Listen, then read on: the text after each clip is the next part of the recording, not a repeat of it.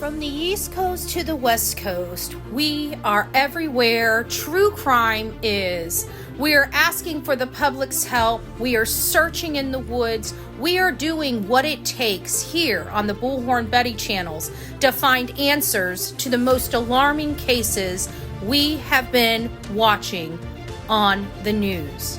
I can tell you personally that I have traveled this entire country seeking these answers and bringing that content right here to you here on the Bullhorn Betty channels and Bullhorn Betty Crime Stories. We are happy with the work that we've done. We brought many answers to the public, and we have defied mainstream media in our pursuit of the truth in these cases. We will continue to work.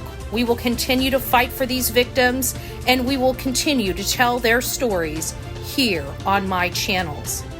Welcome to the Bullhorn Betty brand of channels and the Coffee Club. Thank you for your love, thank you for your support, and more importantly, thank you for allowing me to bring these victims' stories to each and every one of you, advocating for each of these victims. God bless you, God bless America, and more importantly, God bless our victims.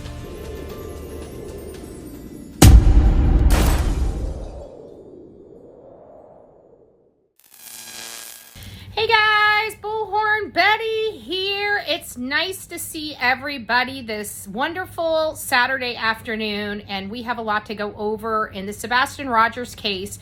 For those that are new to the case or want a little bit of information about the Sebastian Rogers case, he's a 15-year-old autistic boy that disappeared from his home in Hendersonville, Tennessee, and has not been seen since. There has been no credible sightings of Sebastian Rogers since he disappeared the morning of February 26, 2024. He was reported missing around 6:33, 6:34 in the morning on the 26th, and then the cavalry came in, and of course, this is where we are at this moment. Many people believe and have strong suspicion that somebody in the family or somebody very close to Sebastian Rogers is responsible for his disappearance. Many people, like me, believe it's either Katie or Christopher Proudfoot, the mother and or stepfather of this child.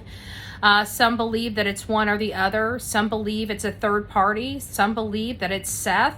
Some believe that he just simply walked away and was met with foul play. But law enforcement has been in this case, and unfortunately, what we are learning is a little disturbing to somebody that covers these cases all the time.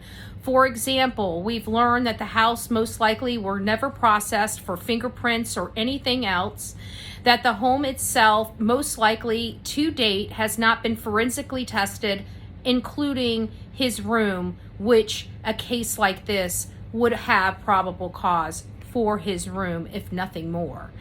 So a lot of us are very concerned with law enforcement. We don't know if they're keeping this in the forefront. We don't know if they're really taking this case seriously or if they're just going to file this case in their filing cabinet.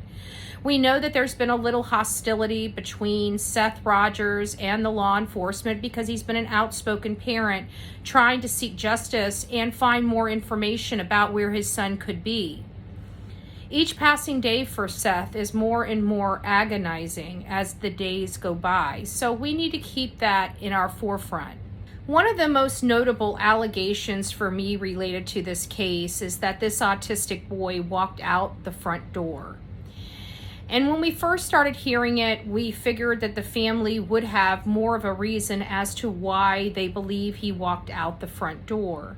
And through speculation, many people believe that it was because they placed their child out the front door as a form of punishment. I was never really one that really believed that. But I do believe that there's something with that allegation. And the only thing that I personally can come up with is how else would they explain his disappearance? I don't think it's because they physically or visually saw him walk out that door or placed him outside for punishment. I just think that's their story, because what else are they going to say? We've went through a lot of information just over the last little bit of time regarding whether or not Sebastian walked out the front door, which I find highly improbable based on the statements that Chris and Katie have made throughout this process related to his sensory issues, related to his likes and dislikes, related to his outbursts when he didn't get his way.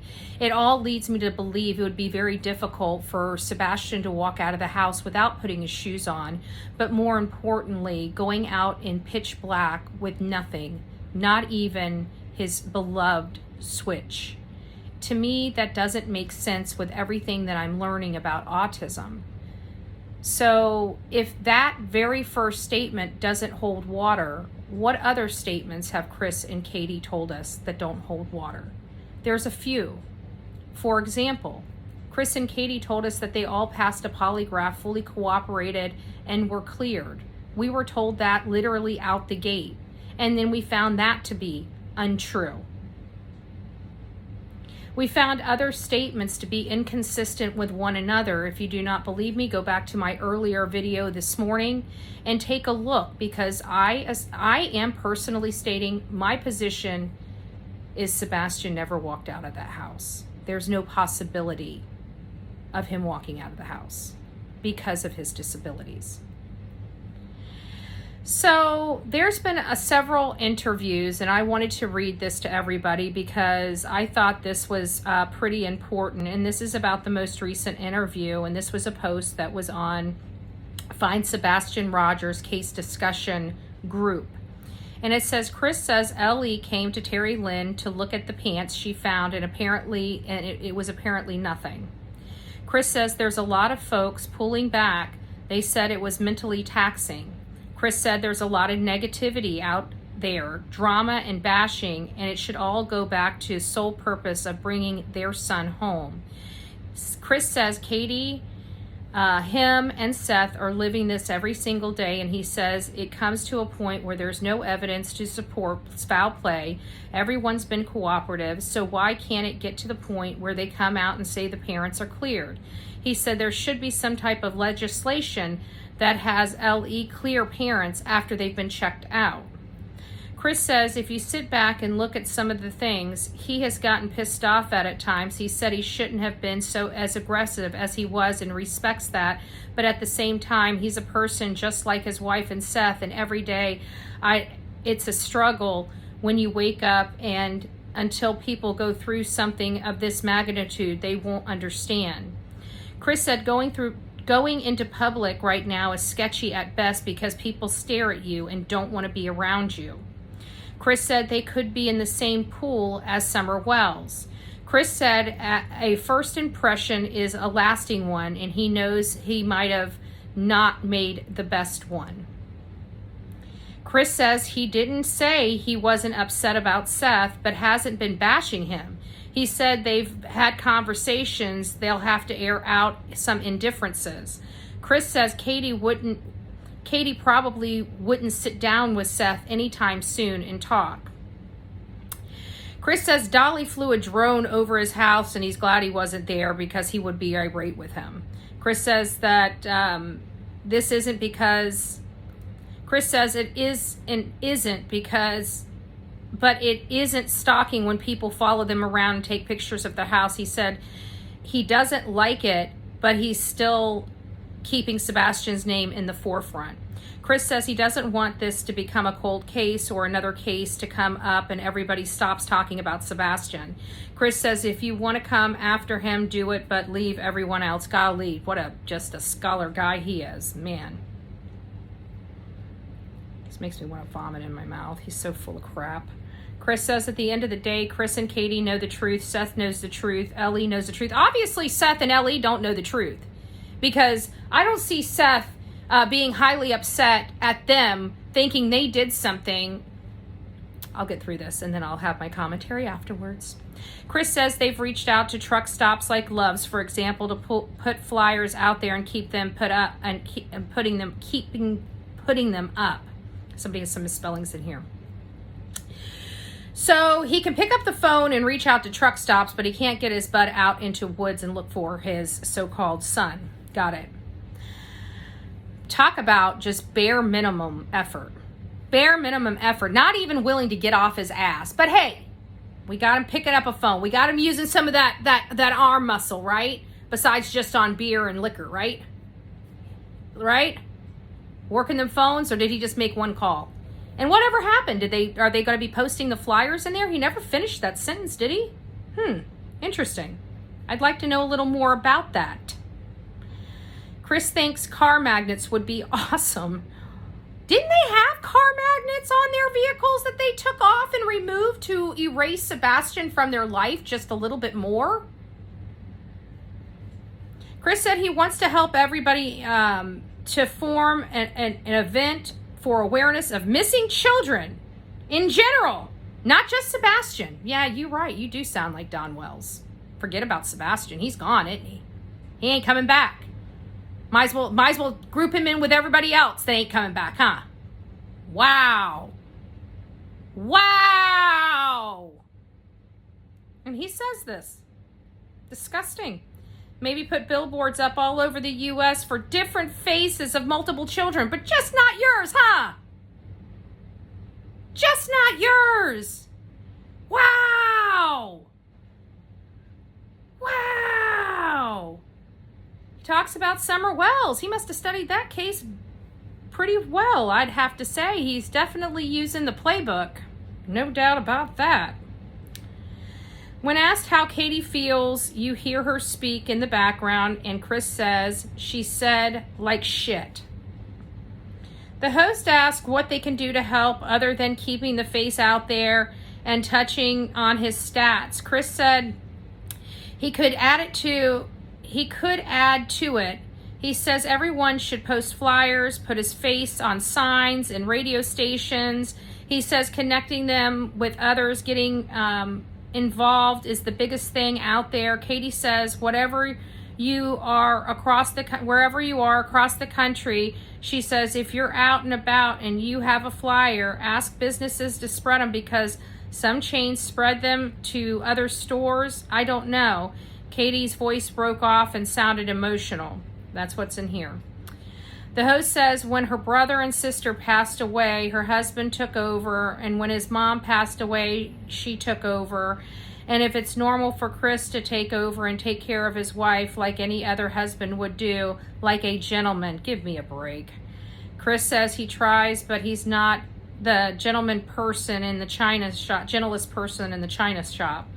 Katie says, I want answers more than all of you combined, I promise. Katie says she hopes YouTube is going to work on finding Bubba. Katie says he thought he was the funniest person on the planet Earth. He bent over laughing because he thought he was so funny talking about the green tea video. Katie says Sebastian would drop a liner. He would like, did you just verbally kick my ass? ? Katie says Sebastian has the teenage attitude, so he's all over the place. 1 minute he's laughing and happy, and a couple minutes later I'm going to my room upset. Katie says Sebastian is still young mentally, and he likes to play with his Legos. He likes to play Marble Run, and says everyone knows his favorite video game, Minecraft, but he also likes Mario games. She says he gets serious when they bring out the little racing wheels for the Switch, and he beats Katie half the time. Wow. And by the way, when she's saying all of this stuff, she's talking matter-of-factly, just like Don Wells used to do. Not a tear, not upset, not concerned, just kind of like I'm talking to you guys right now. She's explaining all this. A mother that has not seen her medically needy and disabled son in almost 90 days. In almost 90 days. Today might be the 90th day, as a matter of fact. Actually, I think it might be the 90th day. Or the 89th day. I'm unsure. It might be the 89th day. It's getting close. It's getting close. Katie says they took him to a game show experience because he watches Wheel of Fortune, Family Feud, Twist Your Luck, and Whammy. He says no whammies. Sebastian's favorite color is green. Katie says Sebastian's favorite class is math. Chris said PE, and both agree sometimes it depends on what he got to do that day. Sebastian likes a plain steamed tofu, no sauce, and sushi is his favorite. Chris said Sebastian got turned on to tofu in California at pho or Thai restaurant. Katie and him had ordered curry burr. Sebastian doesn't like spicy stuff. And so it goes on and on and on here about some stuff, and she does get into some other topics here. Katie says for the most part he likes being inside and the type of kid who would rather be inside playing video games instead of outside playing football. She says he doesn't like to read Minecraft books. He does like to read Minecraft books. They got at Barnes & Noble. Katie said Sebastian loves Starbucks and the cake pops. She says that she says it does help if people actually hear Sebastian and not all the drama BS happening. She knows his favorite book and drink won't help find him, but it shows who he is. Katie says Sebastian is allergic to grass whenever the grass is pollinating. Chris says he's allergic to school chores and jokingly adds. Katie adds that he doesn't wear deodorant or he has problems wearing deodorant, which is again just, it seems like she has some type of disdain. She doesn't seem very happy with Sebastian. Every time I hear an interview, she always has to have something critical to say. So she says that she was not ready for puberty at all, and that Sebastian isn't either. He wouldn't like the hair on his face, and he wouldn't want her to shave it or leave it. Katie said at the end of the day, everyone's opinion about them doesn't matter. All the rest is damned. It's about Sebastian, and he needs to come home. All while saying this with a straight face and not breaking down. I don't know, guys. You're going to have to take it for what you will. That was on the Find Sebastian Rogers case discussion group. And there are some this person really took their time to really go through this interview and give a breakdown on it. I really do appreciate it, because I would never have personally watched the video myself. I'd already had bad reviews on it anyways about it was just BS. So I'm glad somebody was able to break it down. But I did get some tidbits out of it, like his allergies and stuff like that. It just hones in that it's making it more improbable that he just simply walked out the front door. So if nothing more, it's helping solidify some of my theories, or some factual information in my theories. So all right, guys, well, that's really all I have on this particular topic for right now, and I'll be back soon. So I hope you guys stick around. God bless you, and please don't forget to hit that like button. If you really enjoyed this, please don't keep me a secret and share me around to all your favorite Facebook groups so people don't miss the good content. I will talk to you later, and God bless.